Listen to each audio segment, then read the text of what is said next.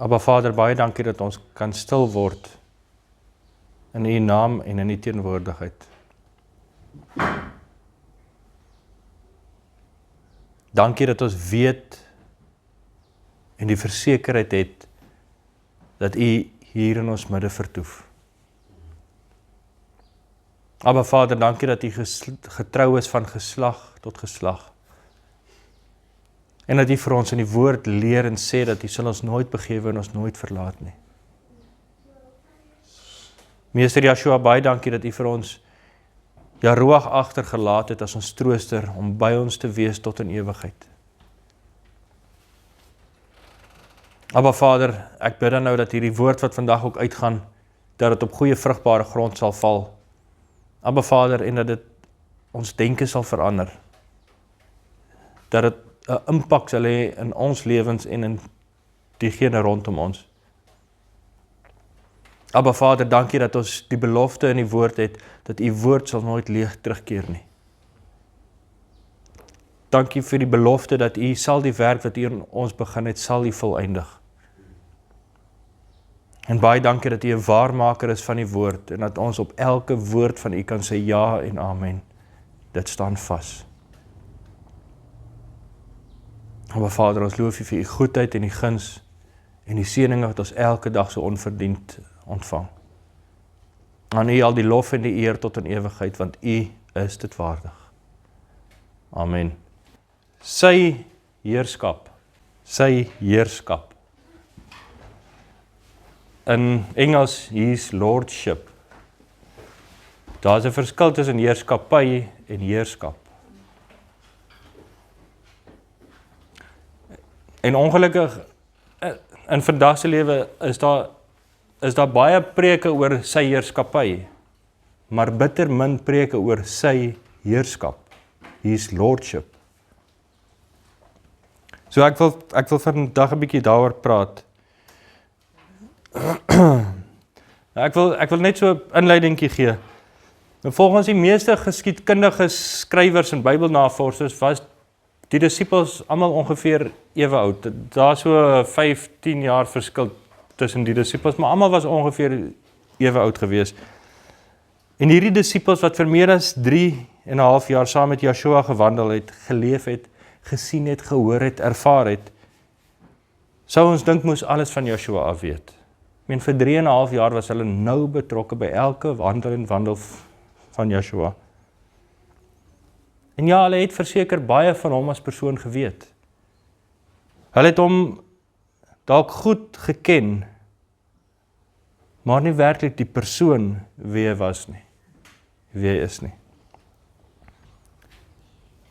Nou Paulus aan die ander hand, eers Saulus van Tarsus, wat 'n fariseer was. En onthou 'n fariseer, moes uit sy kop uit die 5 boeke van Moses ken, Genesis, Exodus, Levitikus, Numeri, Deuteronomium, dit moes hy uit sy kop uit ken. Dan moes hy ook gedeeltes van die psalms en van Spreuke uit sy kop uit ken. En hy moes sekere profete, moes hy groot gedeeltes van ook uit sy kop uit kon sê, soos Jesaja en Jeremia. Voordat hy miskien as 'n fariseer mag intree. En dan het hulle ook gewoonlik onder 'n rabbi gefungeer of geleer, wat vir hulle nou meer Bybelse waarhede geleer het, en meer van die wet geleer het, en gesê het, hoekom is dit so en hoekom is dit nie so nie.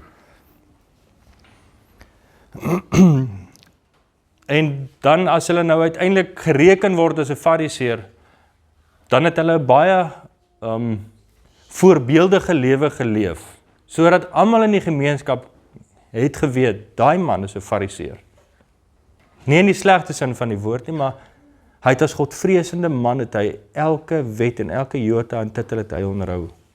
Jy kon nie vir hom sê, maar daar het hy gefouteer nie, want hy was werklik 'n voorbeeld. Dit was wie Paulus was. En Paulus was ongeveer ook dieselfde ouderdom as al die ander disippels. Maar Paulus het nooit Yeshua persoonlik ontmoet nie. Hy het nooit vir Yeshua geken as persoon nie. Maar tog het Paulus meer verstaan Yeshua beter geken vir wie hy werklik is, as wat die disippels hom ooit geken het. Die disippels het Yeshua nie so goed geken, soos wat Paulus hom werklik geken het nie. Die disippels het Yeshua self gehad. Paulus het net die woord gehad. En deur die woord het hy Yeshua beter geken, beter verstaan, as die disippels self. Paulus het nie vir Yeshua leer ken deur saam met hom te wandel, deur saam met hom te gesels, te eet nie. Paulus het Yeshua beter leer ken deur die woord, as wat die disippels hom ooit kon geken het. Paulus het meer van die Godheid, van die Vaderhart verstaan deur die woord, as wat die disippels het verstaan het. En onthou, in daardie tyd was die Bybel nie soos wat ons dit vandag het nie. In daardie tyd het die Bybel bestaan, as dit beskikbaar was, uit die 5 boeke van Moses, uit 'n paar van die groot profete soos Jesaja, Jeremia, Esegiel, uit 'n paar ander boeke soos die Psalms, die Spreuke, Job en miskien Daniël, en dan 'n paar van die kleiner profete soos Micha en Habakuk en Amos en Obadja. En dit was hulle hele Bybel daai tyd gewees. Dit was die algemene boeke wat redelik algemeen beskikbaar was, en waaruit Paulus heel moontlik gelees en geleer het. En uit hierdie paar Bybelboeke het Paulus 'n beter verstaan gehad van wie Yeshua is, as wat die disippels gehad het, wat elke dag saam met hom geleef en gewandel het.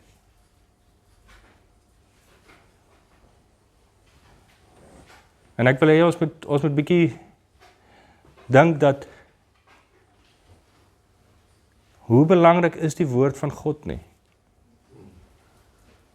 Hierdie disippels wat vir 3,5 jaar saam met hom gewandel het hom nie so goed geken, soos wat Paulus hom geken het, deur slegs sy woord nie. Daarom sê Petrus in 2 Petrus 3 vers 15 tot 16, en ag die lankmoedigheid van ons meester as saligheid, soos ons geliefde broeder Paulus ook met die wysheid wat aan hom gegee is aan julle geskryf het.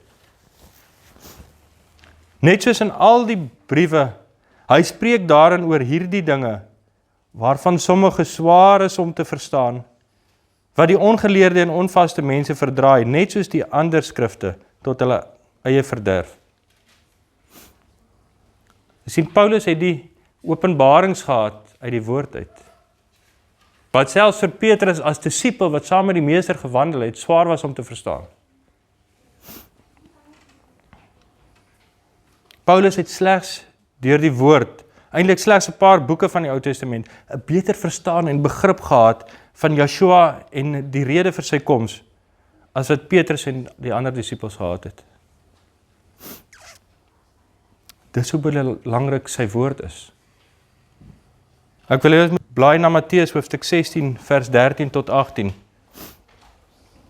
Matteus hoofstuk 16 vanaf vers 13 tot 18.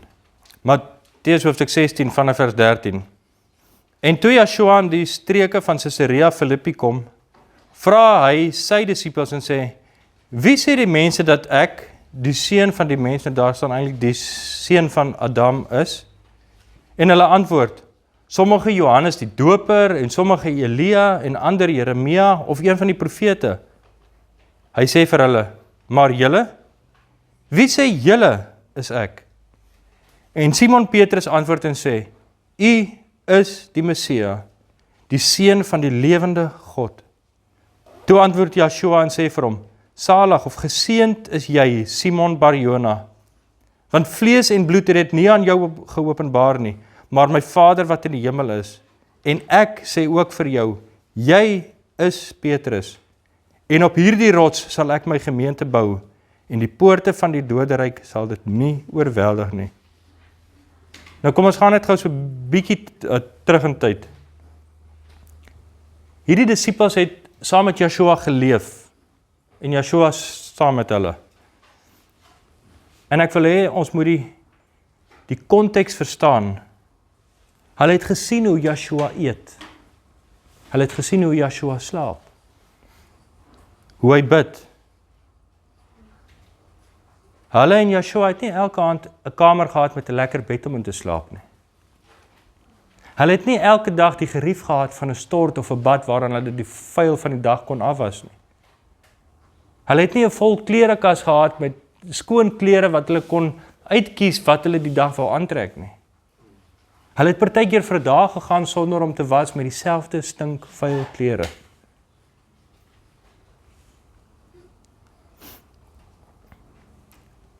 Joshua was so fisies mens dat hy mens was.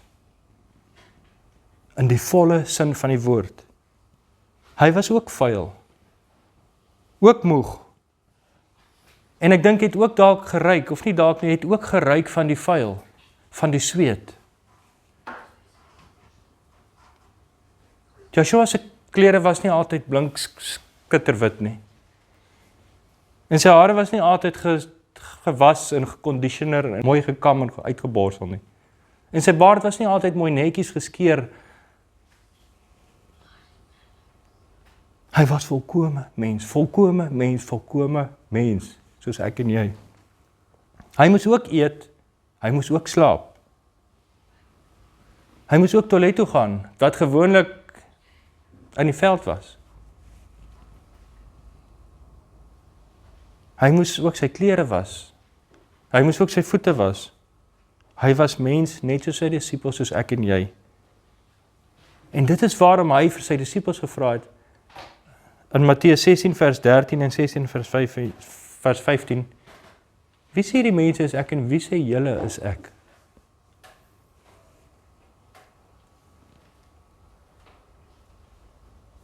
Want sien, hulle het hom gesien as mens, as volkome mens. Hulle het hom ervaar as mens, nie meer as God nie. Nie meer as die seun van die lewende God nie, nie meer as die gesalfde, die Messia nie, maar as mens. En ten spyte van sy volkome en totale menswees en alles wat daarmee gepaard gaan, wou hy weet wat die mense en wat die disippels van hom sê, of hulle hom nog steeds sien as die seun van die lewende God almagtig. En toe antwoord Simon Petrus en sê, U is die Messia, die seun van die lewende God. En Joshua antwoord en sê vir hom, Salig is jy, Simon Bar-Jona, want vlees en bloed het dit nie aan jou openbaar nie, maar my Vader wat in die hemele is. En ek sê vir jou, jy is Petrus, en op hierdie rots sal ek my gemeente bou, en die poorte van die doderyk sal dit nie oorweldig nie. Ten spyte van Joshua's volkome menswees, het Petrus hom nog steeds erken as die Messia, as die seun van die lewende God. En dit is op hierdie rots, hierdie openbaring dat hy as volkome mens nog steeds die gesalfde is, waarop hy sy gemeente bou. Nie op Petrus nie. As hy sy gemeente op 'n persoon sou moes bou, sou dit eintlik meer op Paulus wees. Want Paulus het, ek wil amper sê 90% van die Nuwe Testamentiese boeke het Paulus geskryf. Hierdie is verseker nie Petrus waarvan hy praat as die rots nie, maar die openbaring dat hy is volkome mens, nog steeds Messia, die gesalfde, die seun van die lewende God is. In sy gees was Joshua 100% God. Maar in sy liggaam was hy 100% volkome mens, soos ek en jy.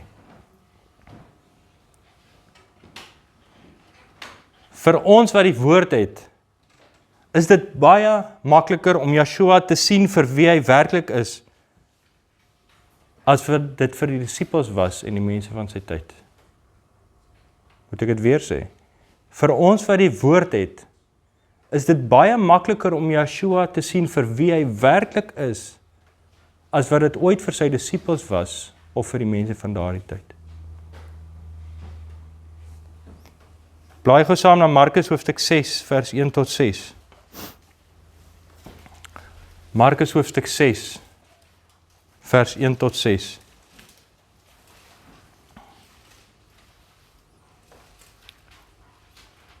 En hy het daarvandaan weggegaan en in sy vaderstad gekom en sy disippels het hom gevolg. En toe dit Sabbat geword het, begin hy in die sinagoge te leer, en baie wat hom gehoor het, was versla en sê, waar kry hy hierdie dinge vandaan? En watter wysheid is aan hom gegee, dat ook sulke kragte deur sy hande plaasvind? Is hy nie die timmerman, die seun van Maria, en die broer van Jakobus en Joses en Judas en Simon nie? En is sy susters nie hier by ons nie? En hulle het aanstoot aan hom geneem. En Yeshua sê vir hulle, 'n profeet is nie ongeëerd nie, behalwe in sy vaderland en onder sy familie en in sy huis. En hy kon daar geen krag doen nie, behalwe dat hy 'n paar siekes die hande opgelê en hulle gesond gemaak het. En hy was verwonderd oor hulle ongeloof. Daarom het hy die dorpe rondom deurgegaan en geleer. Omdat hulle hom net as mens geken het, gesien het, ervaar het, en nie die openbaring gehad het, en die woord geken het nie, het hulle hom nie toegelaat as Messia en Meester nie. Kon hy nie doen waarvoor hy na hulle gegaan het nie.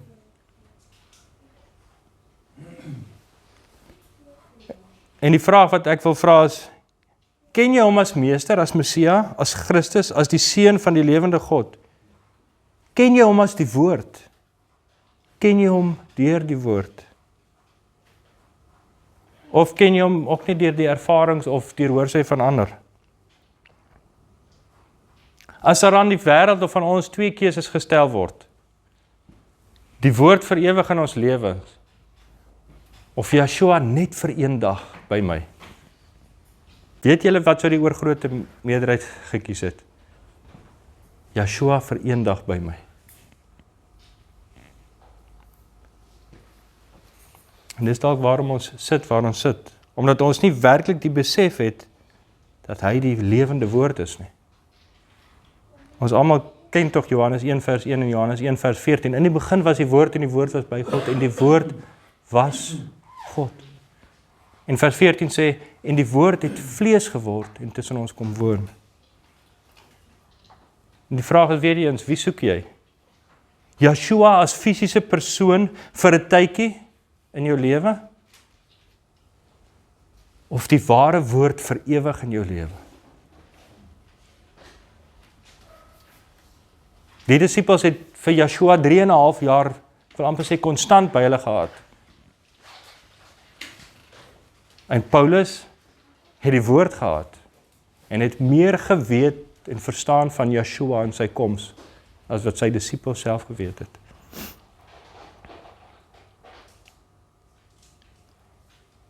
Wanneer ons daardie besef begin verstaan en insien, wanneer daardie openbaring deel van ons lewe is, deel van ons lewe word, sal ons hom erken en herken as die woord. En die woord as Yeshua. En ons sal meer behoefte hê, 'n groter begeerte hê aan die woord, as aan Yeshua as fisiese persoon. Omdat hy die woord is die woord veronderstel om ons eerste, enigste en grootste prioriteit te wees. Is die woord veronderstel om die hoogste gesag in ons lewens te wees. Kan ek dit weer sê? Omdat hy die woord is. En die woord Yeshua is die woord veronderstel om ons eerste, enigste en grootste prioriteit te wees. Veronderstel om die hoogste gesag in ons lewens te hê. So wanneer die woord vir ons sê om iets te doen, en ons dit nie doen nie, dan maak ons opinie groter as die van die woord. Dan verhef ons bo die woord, bo Yeshua, bo Elohim Almagtig. Hoor julle? Wanneer die woord vir ons sê om iets nie te doen nie, en ons doen dit wel, dan verhef ons bo die woord. Dan is ons opinies en ons sieninge belangriker as die van die woord. Belangriker as die van Yeshua. Belangriker as God Almagtig.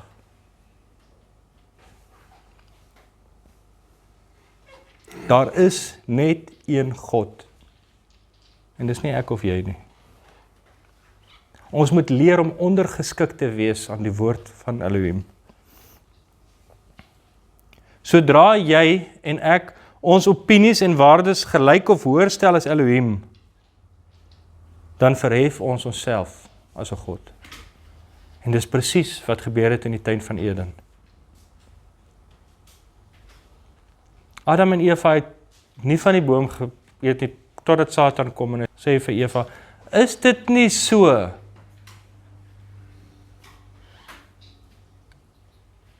En toe begin Eva dink, weet jy wat, ja, dit is so. En Satan sê toe, ja, maar God weet dat as julle van hierdie boom eet, sal julle soos wie wees, soos hy wees.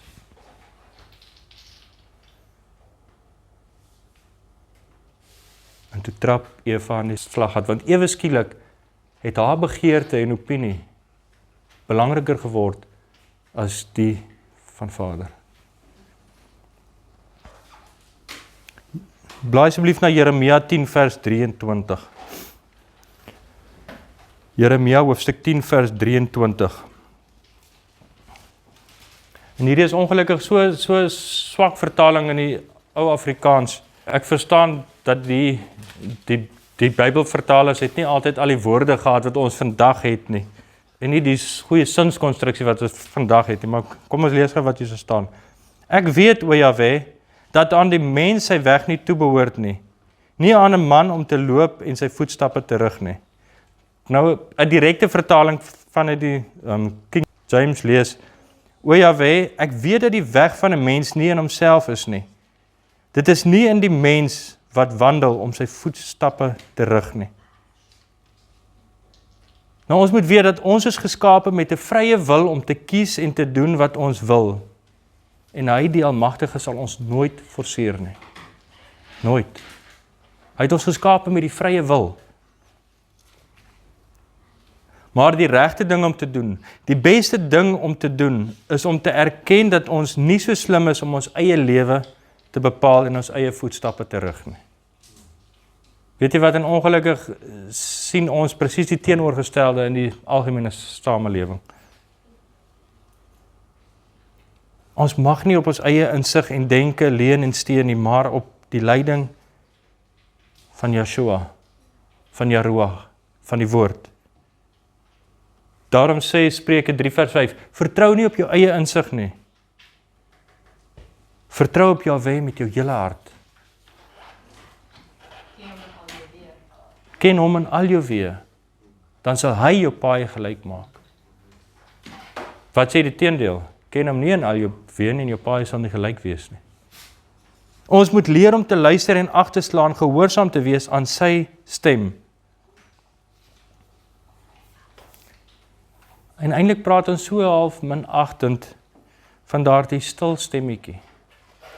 En ons besef nie dat daardie stil stemmetjie is niks anders as hy wat vir ons leiding gee, 'n indruk gee, raad gee om iets te doen of nie te doen nie.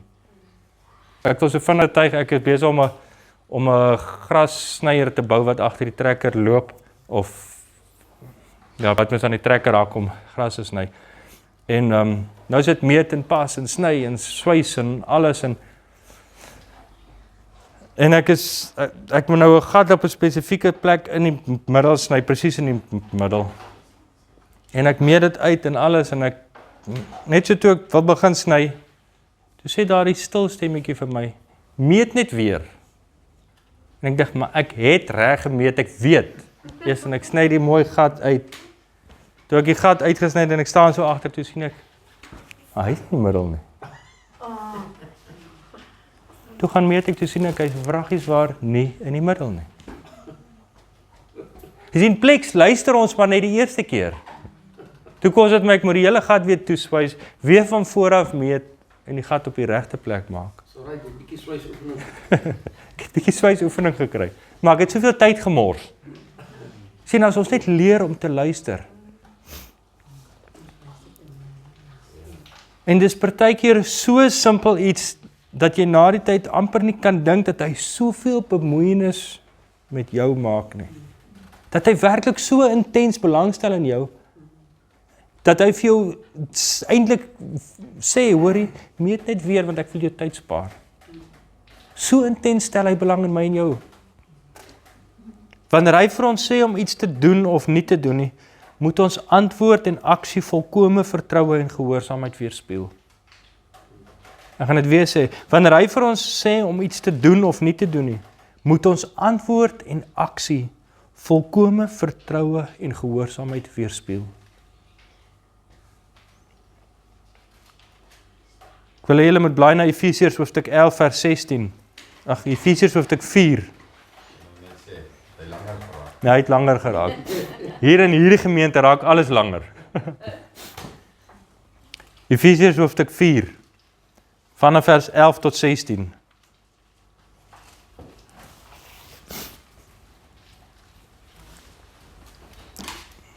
Vers 11. En hy het gegee sommige as apostels, ander as profete, ander as evangeliste, ander as herders en leraars, om die heiliges, om die afgesonderdes toe te rus vir hulle dienswerk, tot opbouing van die liggaam van Messia. Totdat ons almal kom tot die eenheid van die geloof en van die kennis van die Seun van Elohim, tot 'n volwasse man, tot die mate van die volle grootte van Messia. Sodat ons nie meer kinders sou wees nie, wat soos golwe geslinger en heen en weer gedryf word deur elke wind van lering, deur die bedriegery van die mense, deur sleeheid om lustiglik tot dwaling te bring nie. Maar terwyl ons in liefde die waarheid betrag, in alles sou opgroei in hom wat die hoof is, naamlik Messia, uit wie die hele liggaam goed saamgevoeg en saam verbind deur die ondersteuning wat elke lid gee volgens die werking van elke afsonderlike deel in sy mate, die groei van die liggaam bevorder vir sy eie opbouing in liefde. Vader se plan was nooit en is nooit gewees dat een persoon al die werk moet doen nie. Daarom het hy apostels en profete en evangeliste en herders en leraars gegee om ons, elkeen van ons toe te rus vir dienswerk en tot opbouing van sy koninkryk. Elkeen van ons het 'n primêre en 'n sekondêre bedieningsgawe. Elkeen van ons is veronderstel om in daardie bedieningsgawes te funksioneer tot uitbouing van sy liggaam en sy koninkryk. Ek is jammer om dit vir julle te sê, maar dit hang ongelukkig nie net van my af nie. Want ek as een persoon kan nie al 5 rolle vertolk en daarin funksioneer nie. Efesiërs hoofstuk 4 vers 17. Dit sê en betuig ek dan in Jahwe, dat julle nie meer moet wandel soos die ander heidene ook wandel, in die verdwaasdheid van hulle gemoed nie. Jy sien, ons moet hierdie hele gedeelte in konteks lees. Want as daar profete, evangeliste, herders, leraars is, wat saamkom om die liggaam op te bou, dan gaan ons nie wandel soos die heidene nie, in die verdwaasheid van hulle gemoed nie. Sien, ons is nie veronderstel om te wandel soos die algemene mensdom, wat Elohim nie ken nie. Want hulle handel en wandel in die verdwaasdheid van hulle gemoed. Nou die Grieks sê van hierdie verdwaasdheid staan daar nutteloos, verganklik, tydelik, sonder waarheid en gepasheid, verdorwe, verdraaid, swak en ydel. Wanneer ons sonder hom wandel, wanneer ons op ons eie gedagtes steun, op ons eie insig, dan wandel ons in die nuttelose, verdorwe, verdraaide, ongepaste, onvanpaste, tydelike, vleeslike denke en begeertes. Soos die heidene. En dis presies wat die heidene doen, dis presies wat Oud Israel ook soveel keer gedoen het, as ons gaan lees in die Ou Testament.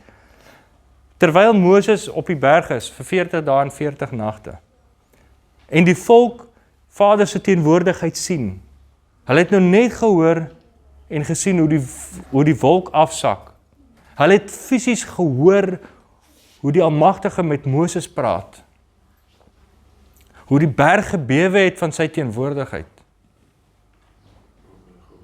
gaan hulle en hulle gaan bou 'n kalf, en hulle gee hulle oor aan hulle welleste en hulle hou orgies. Die verdwaasheid van hulle gemoed, hulle verstand, hulle vleeslike denke en begeertes. Moenie daarin wandel nie. Maar hou jou gemoed, jou gedagtes, jou denke gefokus op Elohim, op sy woord, op sy wil en wandel daarin. Toe Petrus uit die boot geklim het en hy gefokus was op Yeshua, het hy op die water geloop. Maar toe hy sy fokus verloor, toe begin hy sink. Weet jy wat, ons kan dit eintlik nie waag om te wandel in die verdwaasheid van ons gemoed nie. Ons kan dit nie waag nie. Efesiërs 4 vers 18. Mense wat verduisterd is in hulle verstand en vervreemd van die lewe van Elohim deur die onkunde wat in hulle is, vanweë die verharding van hulle hart. Hierdie verstand in die Grieks beteken diep denke of diepste denke. Mense wat verduisterd is in hulle diepste denke. Vervreemd van die lewe van Elohim. Die skrywer John Wesley sê oor hierdie versie, hulle verstand is verduister deur die onkunde wat in hulle is, sodat hulle heeltemal sonder die lig van Elohim is en geen kennis het van sy wil nie. Omdat hulle sy woord nie ken nie. Ons moet ons denke, ons verstand, ons verstaan in lyn kry met God en sy woord. Spreuke 4 vers 7 is vir my so mooi. Daar staan, die beginsel van die wysheid is, verwerf wysheid en verwerf insig deur al wat jy besit. Ons moet alles in ons vermoë doen om die woord se wysheid en insig te verwerf, sodat ons sy woord en wil kan verstaan en leef. Ons moet werklik ywer daartoe. Julle onthou die gelykenis van die saad wat gesaai word? Matteus 13 vers 19, luister mooi, as iemand die woord van die koninkryk hoor en nie verstaan nie, kom die bose en roof wat in sy hart gesaai is. Dit is hy by wie langs die pad gesaai is. Sien, as iemand die woord hoor en nie verstaan nie, kom die bose en hy roof dit weg. Wysheid en insig en verstand is nodig om die woord van Elohim toegang te gee in en tot ons lewe. Wysheid en insig en verstand is nodig om die woord van Elohim toegang te gee in en tot ons lewe. In Efesiërs 4 vers 18, daardie onkunde is in die Grieks ignoreer. Wat beteken dit as ek iets ignoreer? Ek steur my nie daaraan nie. Weet jy wat, is vir my nutteloos, dis onbelangrik. So as ons nou hierdie versie bietjie gaan herskryf of die regte woorde in, so dan staan daar, mense wat verduisterd is in hulle diepste denke en vervreemd van die lewe van Elohim, deur dit te ignoreer wat in hulle is, vanweë die verharding van hulle hart. Sien, ek weet die Almagtige leef in my deur Yeshua Messia. En sy gees woon in my. Maar weet jy wat, ek sal maar nog steeds aangaan soos wat ek aangaan. Ek ignoreer dit. Ek steur my nie daaraan. Nou wil ek net alles gou saamvat, vers 17, 18 en 19. As ons wandel soos die heidene in die verdwaasheid van ons gemoed, dan gaan ons verstand verduister raak en gaan ons vervreemd raak van die lewe van Elohim deur te ignoreer as gevolg van die verharding van ons hart, wat ongevoelig geword het en onsself oorgegee het aan die ongebondenheid en in hebsig allerhande onreinheid te bedryf. Efesiërs 4 vers 19, 'n beter vertaling van die Grieks en die Engels sal wees, hulle wat afgestomp van gevoel en emosies geword het het hulle self oorgegee aan losbandigheid en onbeheerste welis en skaamteloosheid om met gulsigheid allerhande onreinheid te beoefen. En ek wil sê, wat 'n mond vol. Nou ons moet besef dat gevoelens en emosies is bitter belangrik. Maar ons moet leer watter is reg en van pas en watter is nie Elohim welgevallig nie. Ons is geskape met emosies, met gevoelens. Ons is emosionele wesens. En ek wil sê, mans, julle ook. Al probleem, hoekom die vroue altyd sê, man is nie emosioneel nie, is omdat hy nie weet hoe om dit te sê nie. Maar ons moet leer wat sy gevoelens en emosies van Vader af is, en hoe om dit te hanteer, en hoe om daarop te reageer. 'n Fisiese gevoel is baie belangrik, anders gaan jy jou vingers verbrand. Jou emosionele gevoel, emosies, is net so belangrik. Maar geestelike gevoel en emosies is die belangrikste, want daardeur leer ons, weet ons wat ons met al die ander gevoelens en emosies moet doen. 'n Depressiewe gevoel, let wel, 'n depressiewe gevoel kom van Vader af. En is daar om ons te waarsku dat iets nie reg is nie, en dat ons moet aksie neem. Maar depressie as sulks, kom nie van Vader af nie.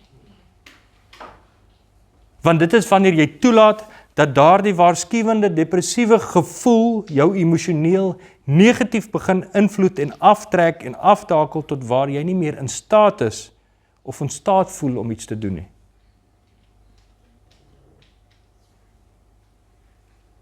Sien, die depressiewe gevoel kom van Vader af as waarskuwing.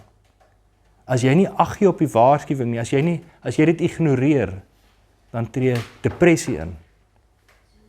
Wat jy nie meer in staat is, volgens Filippense 4 vers 13, wat sê, ek is tot alles in staat. Jou emosies en gevoel het 'n doel, en ons mag nie toelaat dat ons oorheers word, of totaal afgestomp word, vir die gevoelens en emosies nie. Sien, ons mag nie daardeur oorheers word nie, maar ons mag ook nie afgestomp raak daarvoor nie. Ons moet in beheer wees van ons emosies en gevoelens. En nie ons emosies en gevoelens in beheer van ons nie. Wanneer jou emosies en gevoelens teenstrydig is met die waarheid, met feite, met werklikheid, dan moet jy daardie emosies verwerp en in lyn kry met die werklikheid, met die waarheid, met die woord. Want Johannes 17 vers 17 sê, U woord is die waarheid.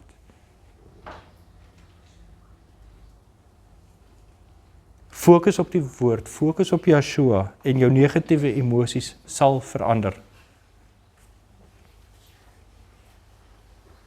As ons afgestomp raak van die gevoelens en emosies van die Heilige Gees, van Yahuwah, dan tree losbandigheid en onbeheerste welis en skaamteloosheid in, sodat ons doen wat ons vlees wil doen. As ons afgestomp raak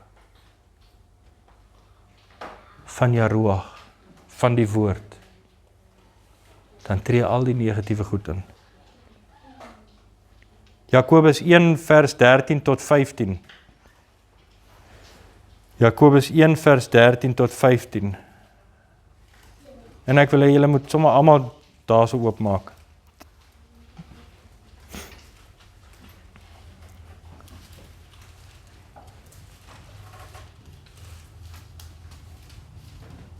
En want hierdie gaan spesifiek oor daardie gevoelens en emosies.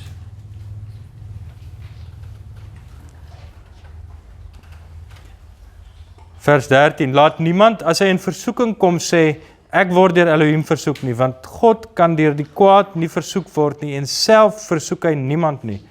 Maar elkeen word versoek as hy deur sy eie begeerlikheid, jou gevoelens en emosies weggesleep en verlok word.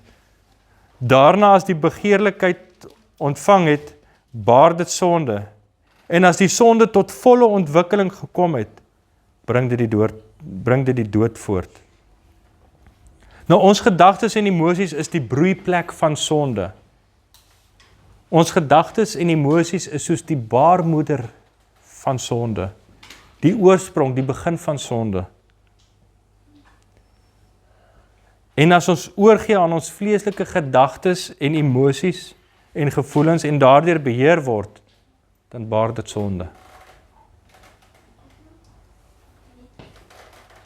Nou, wanneer ons oorgee aan ons emosies, dan vind sondige gedagtebevrugting plaas. Ek gaan dit weer sê, wanneer ons oorgee aan ons emosies en gevoelens, dan vind sondige gedagtebevrugting plaas. Sondige gedagtebevrugting. En die enigste manier om dan van daardie sondige emosies en gedagtes ontslae te raak, is deur 'n verwydering, soos met 'n aborsie. Dit raak nie net weg nie. As 'n vrou swanger geraak het, en sy wil nie meer die babietjie hê nie, raak dit nie net weg nie. Dit moet verwyder word. En as ons die hele tyd sondige gedagtes bedink en oordink, vind daar bevrugting in ons denke en in ons liggaam plaas. En die enigste manier hoe ons daai denke kan wegkry, is dit moet verwyder word, fisies verwyder word. Elke keer wanneer jy toegee aan negatiewe emosies, depressie, vrees, oorweldigend, ek voel nie geliefd nie, ek voel nie goed genoeg nie, en jy daardie emosies toelaat en bedink en erken, dan het jy omgang met die duiwel en vind daar bevrugting in jou gemoed plaas. En daar sal 'n tyd kom wanneer daardie emosies en gedagtes fisies in jou lewe sal manifesteer. En daarom is dit so belangrik dat ons die woord moet leer ken en die woord moet leer spreek. Romeine 10 vers 19 sê, as jy met jou mond die meester Yeshua bely en met jou hart glo dat Elohim hom uit die dode opgewek het, sal jy gered word. Yeshua is die meester, die opperheer, die enigste ware Elohim. En as ons dit net wil begin sê en daarvolgens leef en nie leef asof ons 'n God is nie, sal dit met ons soveel beter gaan. As hy vir ons sê om iets te doen, moet ons doen sonder om daaroor te dink, sonder om te aarzel, sonder om dit te beredeneer, sonder om ons emosies te laat seevier, want hy is Heer. Nie ek nie en ook nie jy nie. En dit is eintlik nie ons keuse om te kies wat ons wil en nie wil nie. Kan ek dit weer sê, dit is eintlik nie ons keuse om te kies of ons wil of nie wil nie. Daar moet nie 'n keuse by ons wees nie. Elohim, die woord sê vir ons wat ons moet doen en nie moet doen nie, en ons moet daar volgens leef. As hy vir jou sê om vir iemand te gaan bid, doen dit. As hy vir jou sê om vir iemand iets te gee, doen dit. As hy vir jou sê om 'n woord vir iemand te bring, bring die woord. Weet julle hoe lekker is dit om te doen wat hy vir ons sê om te doen? Ek en my ma was jare terug, ons in Johannesburg en ons stap daar in 'n winkel aan, ons is op pad huis, ek weet nie van waar af, hoekom ons in Johannesburg opgeëindig het nie, maar in elk geval, ons is daar in 'n winkel en toe ons so instap by die deur, staan daar 'n blonde kop vroukie, klein vroukie man, so, maar vroukie, blonde kop, potblou oogies, en sy 2 sulke dogtertjies by haar. En sy vra in Engels, kan ons nie asseblief net vir haar brood en melk koop nie, want sy het niks. En sy het hierdie 2 dogtertjies. Ek en my ma so half onvererg en ja, is reg en soos wat ons deur hierdie brakke stap, begin ek en my ma met mekaar te gesels en sê, maar wat as dit nou regtig 'n enkel ma is?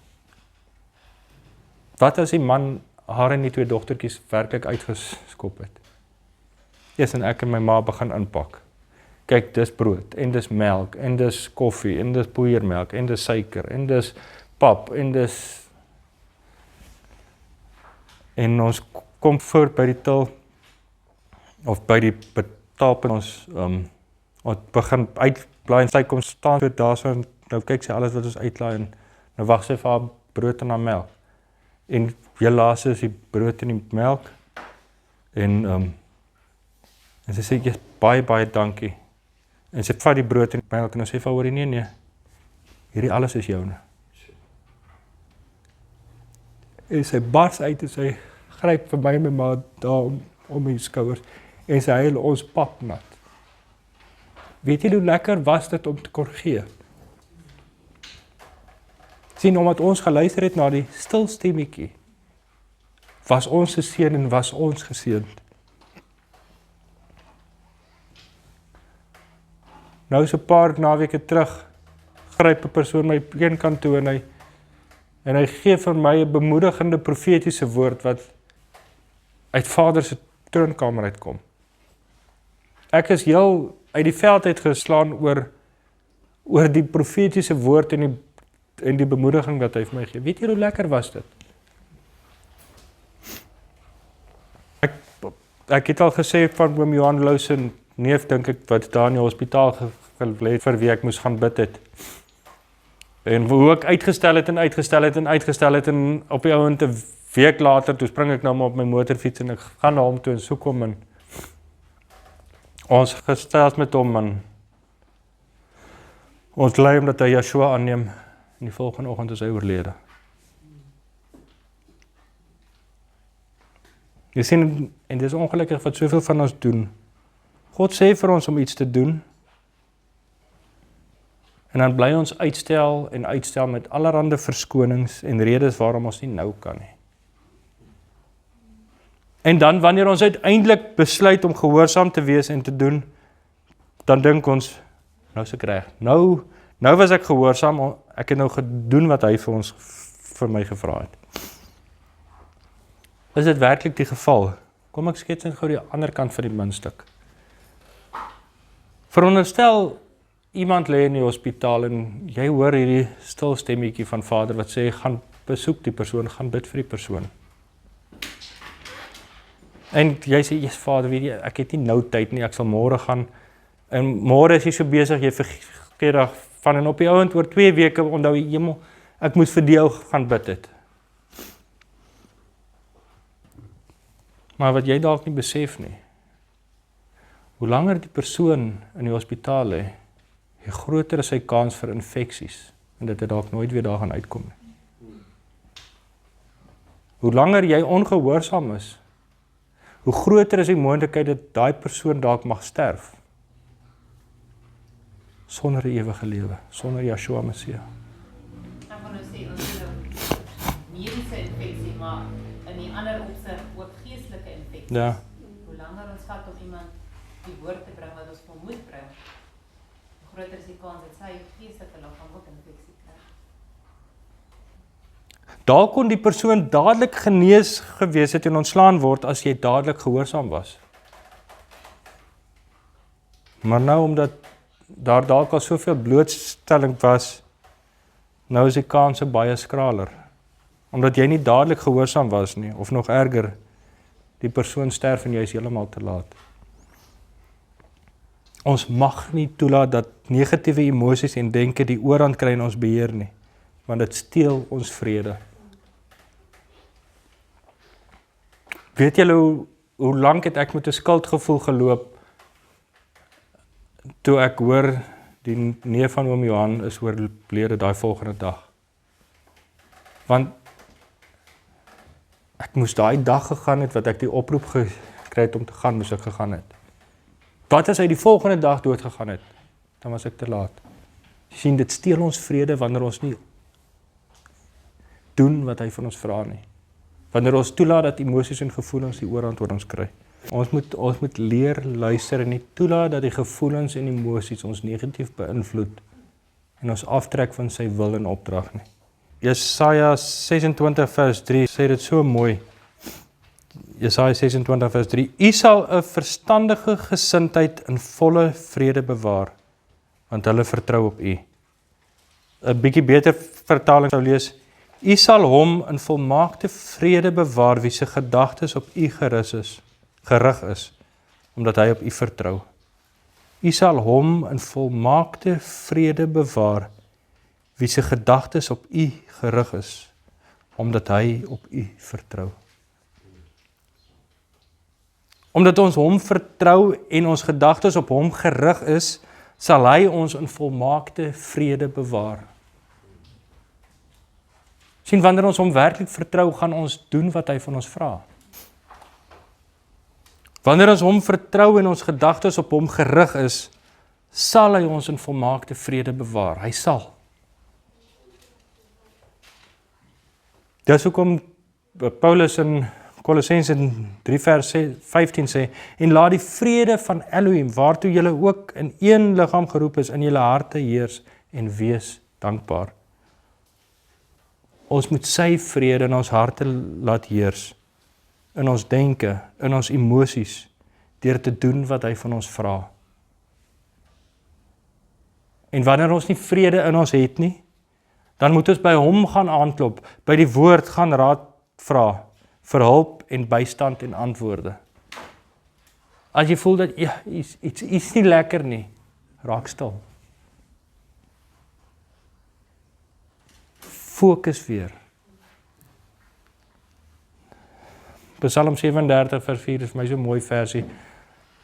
'n baie bekende versie wat sê: Verlustig jou in Jahwe, dan sal hy jou gee die begeertes van jou hart. Verlustig jou in Jahwe. Verlustig jou in sy woord.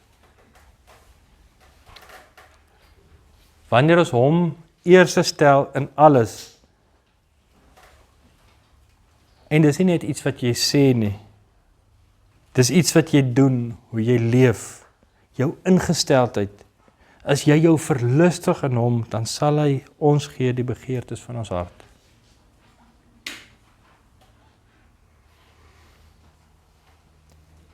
Wanneer ons gaan begin doen wat hy van ons vra, sal dit ons verander en diegene rondom ons.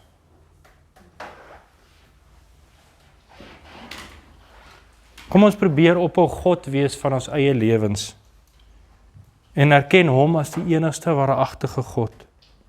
Kom ons plaas hom terug op die troon as majesteit, as meester van ons lewens. En kom ons begin aksie neem en doen wat hy vir ons sê en van ons vra. Kom ons word nie beheer deur ons negatiewe emosies en gevoelens nie. Kom ons wees heer oor ons emosies en gevoelens, sodat hy kan heer wees in ons lewens. Amen.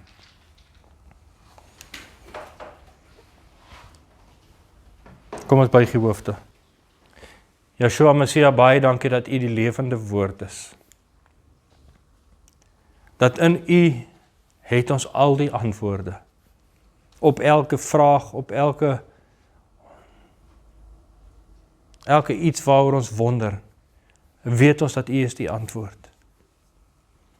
Abba Vader, baie dankie dat ons tot U kan nader in vrymoedigheid, wat ons weet ons het 'n middelaar. Yeshua ons Messia. Ons het 'n hoëpriester wat vir ons intree. Ja, Ruach, baie dankie dat U elke dag met ons is. En dankie dat U ons help dat ons gedagtes sal verander en dat ons gedagtes gevange sal neem tot gehoorsaamheid aan U. Maar Vader, dankie dat ons weet dat U wil vir ons is net die beste.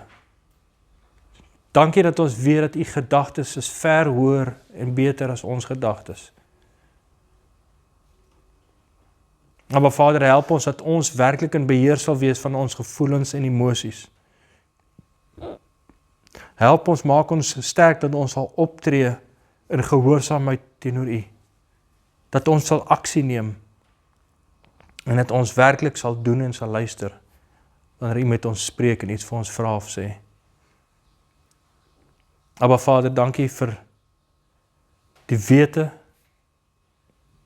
dat ons totaal op U kan vertrou en dat U 'n waarmaker is van die woord. Ons eer U in die groot naam van ons majesteit en ons verlosser, Messia Yeshua. Amen.